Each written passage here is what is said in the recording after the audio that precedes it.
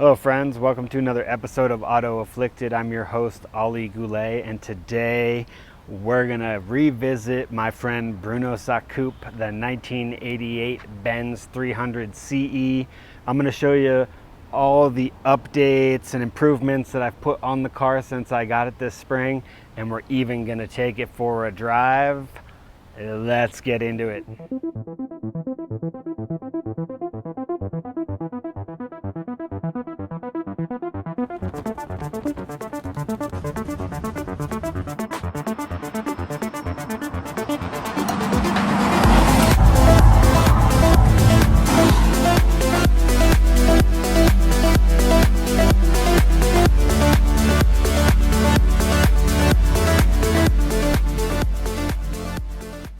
Right, so 1988 Mercedes-Benz 300 CE of the famed W124 chassis, probably the last of the great Mercedes, back when they would build a car to a specification and then decide what they were going to charge for it, rather than crunching the numbers on all of it and looking at where they would cut costs as they do now.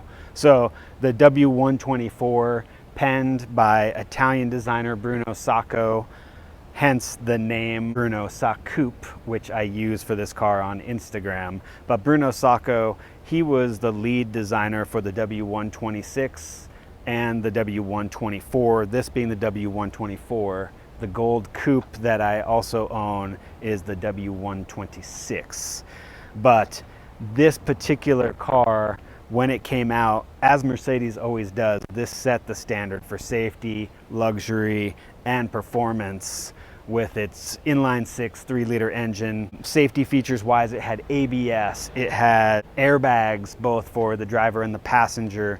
It featured the advent of offset crash protection, crumple zones, gas pedal and the brake pedal actually fold into the firewall in a crash so you don't get injured. That really changed the game and set the standard. Luxury inside, you know, just the leathers, the fit, everything. It's like just such an amazing car. If you want to know all the history and all of the intimate details of what this car brought to market when it came out, you can check the video in the description here of just that. So I detailed all of this in a previous video. As you can see, since I've bought this car in the spring, I have changed a few things. I changed out the headlights from the original Bosch headlights that had the headlight sprayer and wipers. I changed to these dual round solid units that I got at a junkyard. They're not special, but they do provide a much different look, which I enjoy, and so I've gone that route for now. Kind of a nod to the AMG Hammer and Hammer Coupe that AMG did deliver in this platform, but with a V8. I've gone ahead and I've blacked out the chrome, blacked out the grille. This is exactly what AMG had done for their Hammer. And I think it just completely changes the look of the car. As you can see in the before and after, it's like night and day. And the look now, I think, is really nice and menacing. So I'm gonna roll with this for a bit. As you can see down here, of course, we've got this eyesore, the chipped tooth in the bumper, but I do have a solution, and the solution is this, an intercooler. That's right, an intercooler for a turbo kit. I did go ahead and purchase one for this car because by the time I'm done getting a new bumper and getting it sprayed to the right color, I'm probably gonna be in $400 to $600.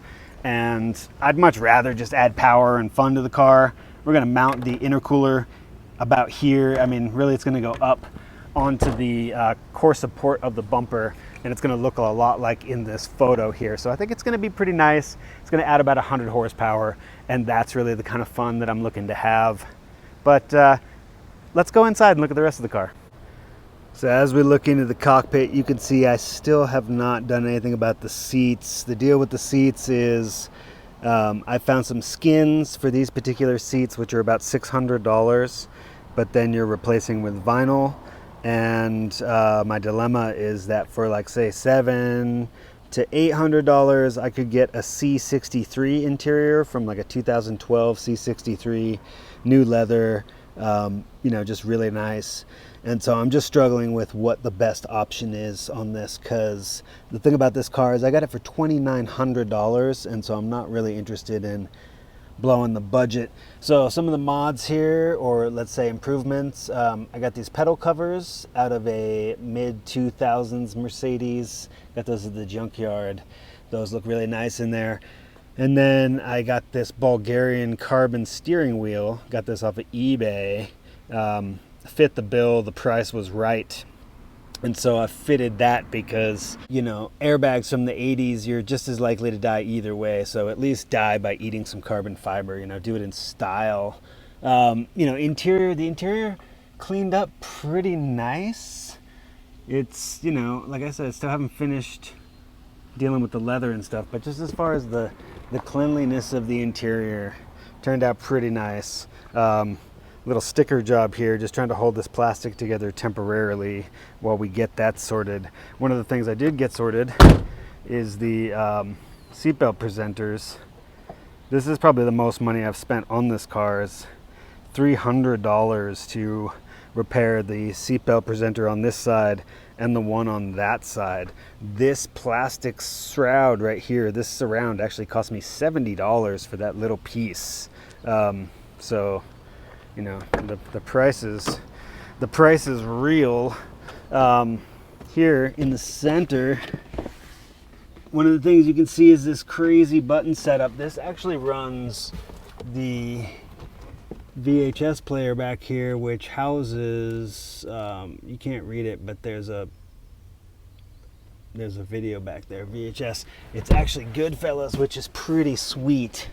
I don't know, it's kind of, I want to say Goodfellas is kind of fitting for this car, because I want to say that this car was a drug dealer's car. It did clock about 20,000 miles a year in the Bay Area, and that's a lot of miles for the Bay Area. The center console here was wood, and it was very badly cracked, and so I just wrapped it with some carbon fiber vinyl. I'm not trying to fool anybody, but just again keeping the costs down and getting the look up. I think it turned out really pretty nice, and I also have a video that you can find in the description of how to do that to get it looking nice. So the door panels, I do need to pull the door panels off, the inner cards, and just like rework all that stuff so it's nice and tight again, and then that'll be good. I did, you know, find some buttons here for the seats on both sides. Those were replaced. Again, junkyard finds. So I got very little money into this car at this point. Let's look under the hood.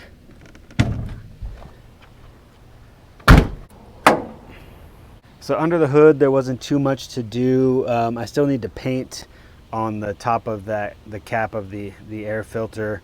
I did find this, which was cool. Just a cap that I needed, got that at the junkyard. And then you'd have to pay attention to the previous video, but this piece was missing. And this little piece of plastic is just nice because it just tidies everything up in there. So that's the updates under the hood.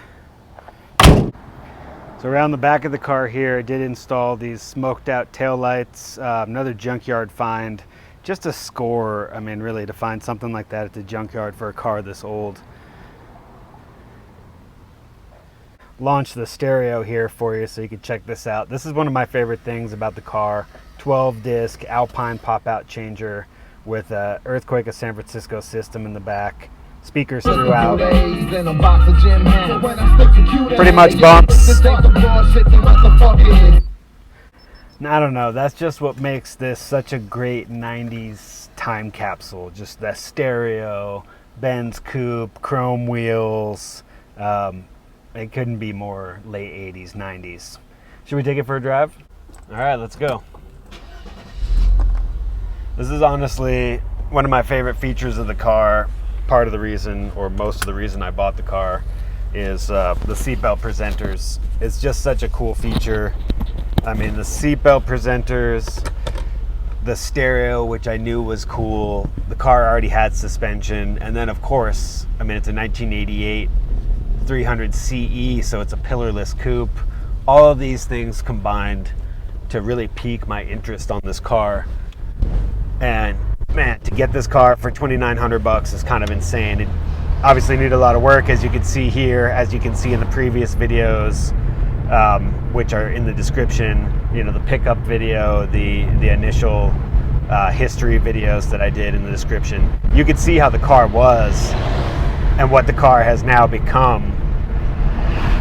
And I mean, I kind of feel like I stole this car at $2,900. I don't know.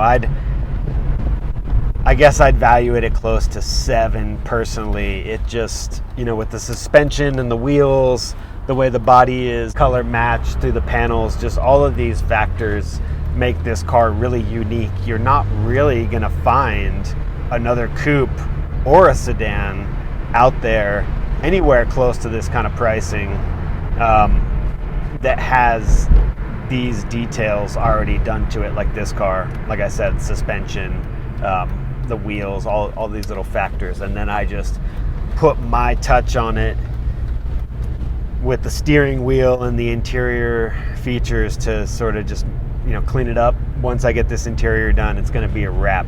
But let's hit some canyon roads and get nice. So the thing about these 80s Benz, I don't know what it is, but the throttle, basically from the time you input all the way through like mid throttle, almost up to full throttle, it just barely gives you anything. It's like the throttle cable's on a rubber band and it just stretches, but it doesn't give you anything. But if you go ahead and mash the pedal, then it does actually start to give you something and let you know that it actually is a car that exists. See, so you can get it a little sideways. Even with only 180 horsepower, this inline six, it is a 3-liter, and it's got a single overhead cam, and it really loves to rev. Like if you give it full throttle, it just starts to pull. It feels good.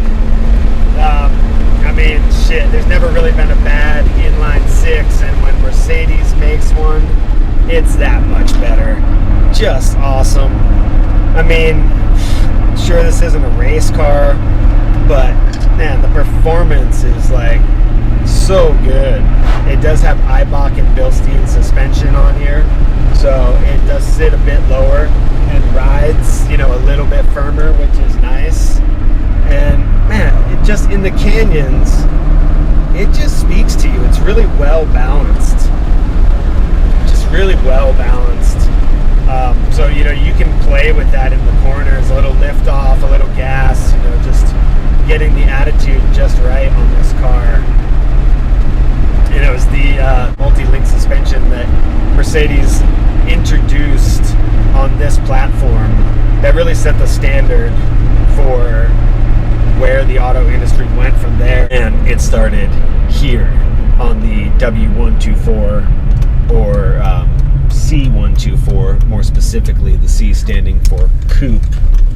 You know, as I mentioned earlier when I was showing the car before we started driving, if you're interested in more of the history of the W124 and all the intimate details of the innovations on this car, you can check the link in the description from the video that I did that's specifically about that. But yeah, right now I'm just enjoying the drive. Like it's just such a vibe, you know. It's the pillarless coupe come into play, you know, the open cockpit because of no B pillars, just gripping the carbon fiber wheel. It's, you know, it feels great in the hand. And like I said, the balance in this car, it's just kind of right. It just gives it to you. You know, I'm a big Audi fan, and you know, the problem with the Audis is just that big heavy engine up front. It just tends to push. I mean, this is a front engine car, of course, but being rear wheel drive, it's just able to have the rear end come around a little bit more and give you more of that sports car drive that I've been missing. I mean, rear wheel drive is just so fun because once you break it loose, you know, you could just keep it out there. You don't need 600 horsepower like with a four-wheel drive car. This 200 horsepower right here is just absolutely slaying. And when I get the turbo kit installed, it's going to be a low pressure turbo, probably 8 psi, but it should add close to 100 horsepower on this. And with 300 rear wheel drive, I mean, how much fun will we be having, honestly? I can't wait for that.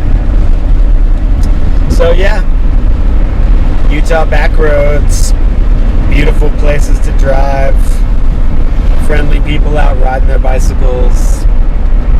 You know, it's just a great place for all of us. And I would say, you know, if you're not familiar with cyclists, you should just understand that cyclists are just out there riding their bike, trying to get some exercise in this thin layer of spandex. Meanwhile, they're like gladiators on the road against people texting and not paying attention and all the other things that we know happen on the road. And so, I don't know, I just say let's give our cyclist friends a little leeway, you know? Let's all just play together and enjoy. So anyway, friends, that's sort of my pep talk, my good human talk for the day, and I'll just leave it at that. I want to say thank you all for checking this video out. I really appreciate you all always. If you would, drop a like on it, you know, that's helpful. If you haven't subscribed, think about subscribing. You know, hit the notifications if you want to see all the episodes as soon as they drop. You want to get those notifications right away. And if you haven't checked out the social media, Instagram, Auto Afflicted on Instagram, that's where we're at. So, alright, friends. Again, thank you. And be well. Spread love to your friends. I'm out. Ollie Goulet for Auto Afflicted.